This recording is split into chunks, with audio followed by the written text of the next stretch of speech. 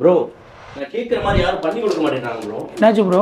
ஊரில் 4 சென்ட் இடம் இருக்குது, அதில் 4 பெட்ரூம் ஹால் கிச்சனோட வீடு கட்டணும். அது லக்ஸரியாக இருக்கணும், ஏன் பட்ஜெட்டில் கட்டணும். முடியுமா? முடியும் ப்ரோ. இந்த மாதிரி எதிர்பார்க்குறீங்களா?